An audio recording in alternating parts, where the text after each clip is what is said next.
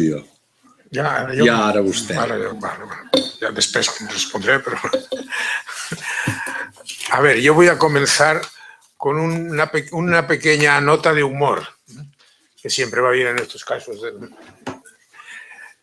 Contacté con Juan Macià, que está en el Japón, para informarme un poco de de cosas allí, de la película, y entonces me cuenta que una vez, hablando él con un budista, le dijo: eso de vosotros budistas que tenéis de la compasión y el agape de los cristianos son cosas que nos unen mucho, nos unen mucho. Y el budista se le quedó mirando y dice: yo creo que no. Hay una cosa que nos une mucho más, y es que ni nosotros practicamos la compasión ni vosotros practicáis el agape.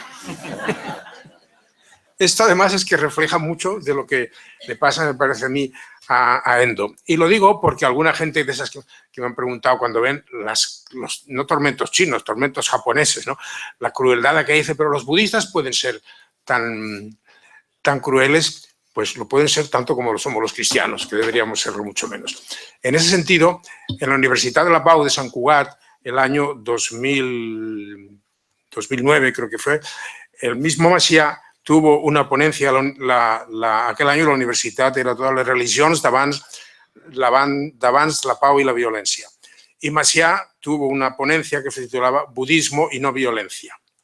Y allí cita, como testimonio de autoconfesión, dos autores budistas, uno que es Yoshihanu Tomatsu, no sé cómo se pronunciará esto en japonés, una cosa así, que tiene un libro, Buddhist Care for Die and Behavior, eso es igual. Y otro que es budista, aunque nacido en Norteamérica, más conocido quizá, Brian Dyson Vitoria, que tiene un libro también titulado Zen at War, Zen y guerra. Bueno, entonces, esto me parece que es importante porque esa sorpresa, aquí tenemos ahora un poco idealizado al budismo cuando el cristianismo se nos ha caído y buscamos por otros lados. Los hombres somos iguales aquí y allá. Dicho esto, voy un poco más a lo que me han pedido, decir algunas cosas del libro. También quisiera decir, sin pisar lo que ha dicho el compañero, que algunas palabras del autor. Susaku fue candidato al Premio Nobel de Literatura. No lo consiguió, pero indica, es un tío, el libro está maravillosamente escrito. Claro, como yo no sé japonés, a lo mejor tenía que decir maravillosamente traducido, pero realmente el libro es un gran libro y aun luego de ver la película, que la película yo creo que es buena y muy apreciable, yo me sigo quedando con el libro. También yo conozco su librito sobre Jesús. Yo no he leído 7 obras, porque no llego a tanto, pero 3 sí, la del silencio, la de aquella que pasa en el río Ganges, que no me acuerdo cómo se llama, el río Amarillo, y el librito sobre Jesús. Y a mí lo que me llamó la atención en el libro sobre Jesús, porque creo que aquí ahora es importante en la cadena de lo que puede salir, es que dice, Jesús era un hombre sonriente, pacífico, de buen humor, pero en el fondo de él siempre había un puntito de tristeza. Y esa tristeza era debida a que los hombres no reconocen el amor. Que me recordó la frase de Charles de Foucault, que el amor no es amado, etc. Otra vez estamos un poco en asomarse al abismo misterioso del ser humano. Y eso, ese puntito de tristeza, yo lo asocio mucho con la tercera bienaventuranza de Mateo. Dichosos los afligidos, que no son los que lloran de Lucas, es otro verbo, pero los afligidos porque realmente la situación de este mundo, por bien que estemos, por bien que nos riamos, por mucho que nos riamos, es como una piedra en el zapato, por lo mínimo, cuando estamos bien ante el sufrimiento de los demás. Después, tengo una amiga japonesa que casi la invitamos a venir aquí, pero realmente iría a venir para un día, que es una monja del Sagrado Corazón, que está en Madrid, y para que veáis lo pequeña que es la tierra, a pesar de todo, resulta que hablo con ella y me dice que ella de niña había conocido a Susaku. Dice, porque mi padre, el padre de ella, de esta ¿cómo se llama? Miyako, que es autora de algunas fotos que están en mis libros, porque es una gran fotógrafa, ¿no? Pues su padre es un hombre que después de la guerra atómica quedó con tal desconcierto que anduvo buscando por todas partes de iglesias y al final se convirtió al catolicismo, bautizó a toda la familia y luego la multinacional en que trabajaba lo destinó al Japón. con lo cual la chica, que era entonces una niña, aprendió castellano y lo habla como nosotros perfectamente. Pues dice, yo recuerdo siendo yo una niña que vivíamos los dos, mi familia y Susaku, en un pueblito cerca de Tokio, digamos como San Cugat de Barcelona, y al salir de misa, los dos hablando allá, y se iban a tomar algo, etcétera, etcétera. Y entonces me dice del recuerdo de él, era un hombre de una sensibilidad finísima, pero al mismo tiempo con un gran sentido del humor, te sacaba un chiste de cualquier cosa. Y luego muy cuidadoso, muy analítico, es el recuerdo que esta chica tiene a través de ahí. ¿Por qué digo esto también? Porque así como antes he criticado a los budistas, era para ahora poder criticar a los jesuitas. El pobre Susaku ha tenido 2 enfrentamientos con los jesuitas del Japón, más o menos fuertes, más o menos así. Cuando sacó el libro sobre Jesús, lo llamaron un poco a esa Sofía tan acreditada y le tacharon, no digo de hereje, pero te fijas solo en la humanidad y no en la divinidad de Jesús, esa cosa que en los años 80 se repetía tanto por aquí, que a mí me lo dijeron también, y que no entienden que no hay otra manera de llegar a la divinidad si no es a través de lo humano de Jesús. Bueno, y después esta novela fue criticada también en Japón como demasiado tolerante, como demasiado... Yo he leído por aquí en internet algunas cosas de esas que te llegan a saber de dónde, de alguien que está muy preocupado con la novela porque incita a la apostasía, porque facilita la apostasía. Bueno, me parece un poco ridículo, pero por decir algo sobre el libro. El silencio en Japón, la novela tuvo un éxito enorme.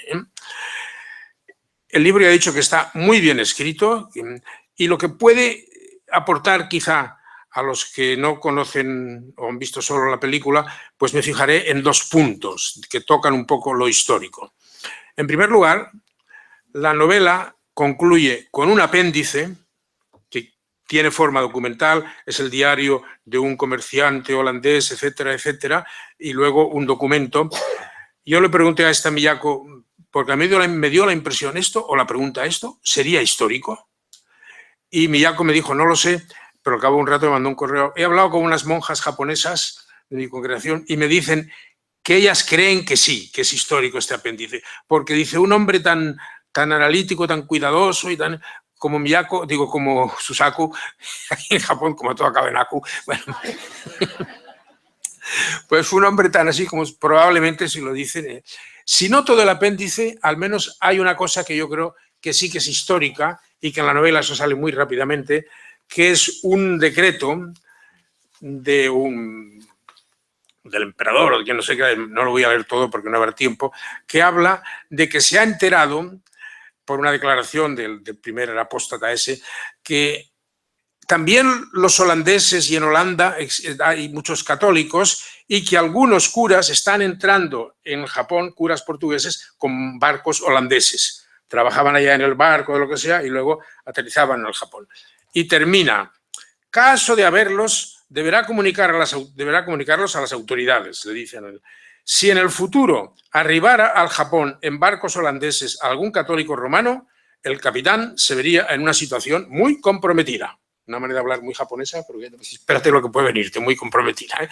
Bueno, esto, aparte de la posibilidad o la probabilidad de que sea histórico, aduce a nuestra conversación de hoy un elemento que es fundamental y que quizá quedaba ausente, y es la cosa política. Me parece que es muy importante. Aquellas misiones solamente se podían... ¿Quién iba entonces con aquellos medios de comunicación? ¿Quién iba a la India? ¿Quién iba al Japón? Pues los reyes que llevaban sus barcos y por el comercio. Esto hace que la misión estuviera bastante condicionada políticamente por el interés pues, de los reyes y de los comerciantes, etcétera, etcétera. Y de hecho, en la novela, no sé si recuerdo que sale en la película, pero en la conversación que tiene el inquisidor aquel con el padre, con el Sebastián, que le dice, le cuento una historia. Había un marido que tenía 4 mujeres. Las 4 no paraban de pelearse entre sí. 4 concubinas, sí. Las 4 no paraban de pelearse entre sí. Y entonces, ¿qué hizo? Las despidió a las 4. El jesuita contesta, bien hecho, dice, pues esas 4 mujeres se llaman España, Portugal, Holanda e Inglaterra. O sea, que fueron... Aquí le pescó, ¿no? Bueno, pero aparte de eso, voy a leer un texto de Francisco Javier. Francisco Javier dejó la India muy probablemente, no por ganas de ir más lejos, sino porque se dio cuenta de esta situación. Francisco Javier fue a la India con una cierta ingenuidad y en 1549 le escribe a Juan III de Portugal Este rey de Ceilán es favorecido y hace todo el mal que puede con el favor de vuestra Alteza. Esta es la verdad y pésame de escribirlo. Nuestro Señor le dé gracia para cumplir su voluntad, como holgaría haberla cumplido cuando estuviere delante de Dios dando cuenta de toda su vida pasada, la cual ahora está más cerca de la que vuestra Alteza cree. Y por eso esté aparejado, pues los reinos y señoríos se acaban.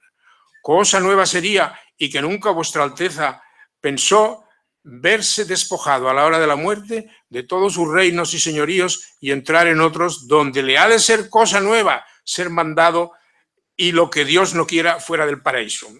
Esta es una carta de Francisco Javier al rey de Portugal, por lo cual decide irse de la India, porque está muy condicionada la misión. En este sentido, el aspecto político, porque plantea preguntas, maneras de ir y bien, pero que quede ahí, me parece que es interesante. Otra cosa, históricamente, el primer apóstata, el padre aquel Pereira que ellos buscan tanto, en la novela queda, me parece a mí, más claro que no apostató como los demás por salvar almas, por salvar vidas. Ya luego él en la conversación una vez lo introduce, tú no buscas salvar a los tuyos, pero históricamente consta, por lo que me han dicho, que apostató simplemente porque no pudo soportar la tortura. Y al cabo de un tiempo abjuró de su apostasía y murió mártir. Bien, este detalle pues, puede tener también su importancia. Entonces el tema que en la conversación, que en la novela es mucho más larga, en la conversación que él tiene cuando se encuentra con sus antiguos alumnos, el Sebastián, aquel, ya los argumentos que da nunca son de salvar la vida de los otros, sino el cristianismo no es para el Japón. Eso está un poco recogido en la introducción a la novela, también que el cristianismo es para el Japón. ¿No? Y yo estoy aquí por ser útil a este pueblo. Y para serle útil, en lugar de predicarles, pues hago astronomía o hago estas cosas que, claro, que son más útiles. Me parece importante la pregunta esta, porque indica hasta qué punto un cristianismo inculturado, como está el nuestro en Occidente, al llevarlo allá, podemos llevar la cultura occidental más que el cristianismo, junto con el cristianismo. Cuando ves la película y los oyes hablar en latín, pobrecitos, ¿qué tenía que hacer en latín en aquellos sitios? ¿No? Como la iglesia estaba ya constituida, no se les ocurrió hacer lo que hacían los apóstoles, que iban por una comunidad y luego se marchaban, imponían las manos a unos señores y se iban a otra. No podían ellos ordenar. Entonces, esto crea unas dificultades enormes que pueden hacer comprensible la idea de que el cristianismo no es para el Japón. Lo que quizá no es para el Japón es una serie de condicionamientos culturales que acompañan inevitablemente al cristianismo. A mí la novela, y esto me parece importante, me dejó, cuando la vas leyendo te vas preguntando, bueno, ¿y por qué se convertían estos hombres? Y luego la película lo puede corroborar por las imágenes aquellas tan oscuras. Yo creo que al final aquellos hombres eran cristianos porque el cristianismo les daba un sentido de su dignidad humana. Eran miserables, esclavos, no servían para nada y de repente descubren que tienen una dignidad humana. Esto me parece muy importante y puede explicar muchas de las cosas de su perseverancia, etcétera, porque apostatar la fe era un poco negar esa dignidad humana que acaban de descubrir. De hecho, yo sé que Rahner dijo una vez algo de esto, si la dignidad humana ha entrado en el mundo decía, la frase de Rahner es por obra del cristianismo y a pesar de los hombres de iglesia. Estuve buscando esta frase que hace tiempo que la leí, tengo idea de que estaba en el primer artículo del volumen 7 de sus, pero no la encontré. Pero me parece que este elemento de la dignidad humana es el que, a pesar de todos los condicionamientos occidentales, pues hacía que aquellos hombres siguieran siendo cristianos. Lo de las deficiencias de la misión, ya lo he dicho. Otro detalle importante, que se ve más en la novela, hay un contraste entre la espiritualidad del jesuita y la fe de aquellos hombres. Y lo resumiría en esto. La espiritualidad del jesuita está muy vinculada a Cristo. En la novela, cada cosa que le pasa, él la relaciona con algún pasaje de los evangelios de la vida de Jesús, etc. Cristo parece, en cambio, el gran ausente de la fe cristiana de aquellos hombres. Y el apóstata primero le dice, aquí el Dios que yo prediqué no es el Dios, pero es otro Dios. El tema de la importancia perdón porque soy profesor de cristología, como ha dicho el presentador, pero es que esto me parece absolutamente fundamental. Se anunciaba quizás un Dios, una salvación eterna y poco a Jesús de Nazaret.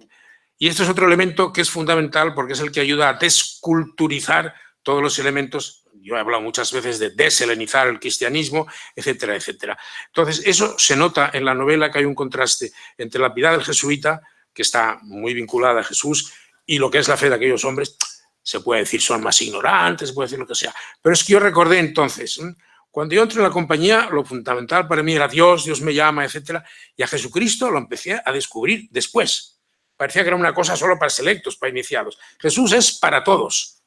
Y como decía Gaudí en aquel escrito famoso, hombres de iglesia, devolvédnoslo. Bueno, finalmente hay otro punto que tiene que ver con la transmisión de la fe y con las culturas. Esta amiga mía, que es servicial como ella sola, contactó con monjas japonesas y le dijeron que no, que el cristianismo es para Japón. Bueno, esta amiga mía, cuento de ella algo, ha hecho una tesis sobre San Ireneo, y por esto he tratado yo bastante con ella, que dicen que es la mejor tesis que se ha presentado en comillas en toda la historia de la Universidad de Comillas, ¿no? Y hablando con ella, me decía muchas veces, es que San Ireneo es el autor ideal para el Japón. Y yo le decía, caray, ¿por qué? Explícamelo. Bueno, un día tuvimos una larga conversación y me dijo, mira, te lo puedo comparar con la pintura. En Japón, cuando queremos pintar un árbol, pintamos un árbol y todo lo demás, ya se queda a cuadro. Vosotros pintáis un árbol y luego le ponéis un fondo de muchos colores, de no sé qué, todo eso sobra. Y entonces, la suma de Santo Tomás estará muy bien, pero no es para el Japón, porque ahí no cabe una paja allí. En cambio, San Ireneo dice lo que tiene que decir y se calla. Esto tiene bastante que ver, me parece, con otra cosa que le han dicho sus compañeras y que empalma con lo que dice el apóstata ese de que el Dios que yo les he predicado es otro porque ellos adoran a un Dios que es el sol, etc. Aunque no es del todo exacto, pero estas hermanas monjas de allá le han dicho, para nosotras Dios está en la naturaleza, en todas las cosas, etc. En cambio, en Occidente, Dios es un ser que está allí arriba y que está lejos y tal y cual. Esto no es del todo exacto, pero sí que toca algo muy fundamental que luego, al hablar del silencio de Dios, se puede recoger. Como decía ya San Agustín, Dios es más lejano y más desconocido que lo más lejano que yo pueda imaginar, pero al mismo tiempo más íntimamente mío que lo más profundamente mío. Es muy difícil juntar estas dos cosas, ¿no? Bien, esto es lo que tendría que ver con el libro, y ahora dejarme decir dos o tres cositas más, un poco de reflexión. La primera pregunta es, ¿se trata de una verdadera apostasía? No se trata más bien de una mentira, y una mentira que puede ser un pecado venial, porque no es una mentira grave. Yo miento para salvar la vida de estos otros. Digo que apostato, pero en realidad no apostato. Sigo creyendo y todo eso. Entonces, se monta aquí quizás un traumatismo excesivo por algo que podía ser más fácil de resolver. De hecho, el Pereira, o sea, el primer apóstata, cuando habla con el Sebastián Aguilar, le dice, y esto es importante, tú buscas más tu buena imagen y el honor de la Iglesia que salvar a estos hombres. Con lo cual, quiero decir, si lo salvas, perderá quizás honor la Iglesia porque dirán a uno que ha apostatado, pero en realidad no habrás apostatado. Por otro lado, hay el elemento de lo que es la apostasía. A mí esta novela me recuerda a algunos pasajes de la Biblia. Por ejemplo, el de los macabeos. Bueno, total, comer carne de cerdo, no comer carne de cerdo, no era tan importante como para jugarse la vida allí. Y hoy podemos pensar, si hubieran consultado a Dios, si Dios hubiera hablado, les hubiera dicho, comer carne de cerdo, que a mí esto me importa poco. Y sin embargo, aquellos hombres mueren por no probar la carne de cerdo. Un poco más serio, pero con algo. En la persecución a los primeros cristianos, aquí hay algo más, porque de lo que se trata era decir, el emperador es Dios, Kyrios Caesar. Y entonces ya parecía que era negar la divinidad de Jesús. Pero hay en las actas de los mártires cosa parecida de un verdugo en el fondo un poco humano que ve al pobre Policarpo allá con 80 años y le dice, tira, hombre, pero di Kyrios Caesar, que eso son solo 2 palabras y ya está, te la vida. Aquí puede haber algo más serio, porque era la profesión de una divinidad. En cambio, en lo del Antiguo Testamento, bien, quiero esto decir que el elemento cultural influye mucho y que hoy, gracias a Dios, con nuestro progreso, tenemos un poco más clara la idea de que servir a Dios no está vinculado a un determinado detalle, a una determinada cosita, etc. De todos modos, siempre en la historia, en el campo de la ética, hay eso que se llama situaciones límite. Y en el momento de las situaciones límite, uno no sabe qué responder y quizás hay que dejar que no responda. Cada cual verá lo que hace. El caso que se suele poner así más paradigmático, ahora que Trump ha hablado de la tortura y ha dicho que para evitar... Pero no, había un caso que se ponía ya mucho antes. Tú tienes detenido a un señor que es el único que sabe dónde está o cuál es la clave para entrar en un lugar que dentro de una hora va a explotar y donde hay 50 personas y si no te da la clave, aquello explota. ¿Le debes torturar para que confiese por salvar a 50 personas? Es un caso límite, pero quiero decir nada más que cuando se plantean casos límites a lo largo de la historia no hay respuestas de sí o no, de apostató o no apostató, o sea que aquí se podía dulcificar bastante la tragedia de la película. Y después ya una cosita más y un apéndice, porque supongo que saldrá esto después en el diálogo. El silencio de Dios. En el libro sobre Jesús, a Susaku también le importa mucho el tema del silencio. Por supuesto, el silencio de Dios para nosotros, desde nuestra óptica de aquí, es un escándalo. Y no hay que decir que es que Dios no puede, o como dice mi amigo, pero esto yo no, es un escándalo. Ahora, sí que se puede contextuar históricamente este escándalo. Dios cayó en Auschwitz, calladitos estuvo. Y se habla mucho, ¿cómo hablar de Dios después de Auschwitz?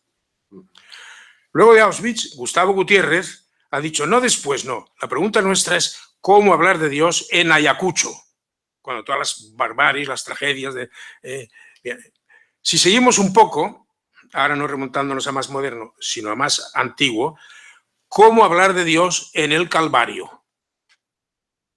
Allí Dios calla, o parece que calla, y Jesús grita, Dios mío, ¿por qué me has abandonado? Y no hay que dulcificar este salmo diciendo que luego el salmo entero, las últimas frases son de confianza, no. Hay una experiencia del silencio de Dios, del abandono de Dios, que por otro lado, remontándonos ya antes de Jesús, lee el libro de Job. Y en concreto lee el capítulo 21 del libro de Job, donde Job ya no dice que él es inocente, como ha dicho antes, sino los malvados prosperan, los malvados todo el mundo les alaba, los malvados dejan una herencia a sus hijos, los malvados no sé qué, y Dios calla. O sea, el tema del silencio de Dios es intrínseco al ateísmo, por supuesto, porque por esto niega a Dios, pero también a la fe cristiana. Y nos lleva a entrever un poco que esto, a pesar de que he dicho que es un escándalo, pero se agudiza más porque para nosotros es casi inevitable concebir a Dios como una pieza de este mundo. La más sublime, la más grande, la más no sé qué, una pieza de este mundo, pero a pesar de todo pieza de este mundo. Y Dios no es una pieza de este mundo, es una realidad de otro orden, de otra dimensión.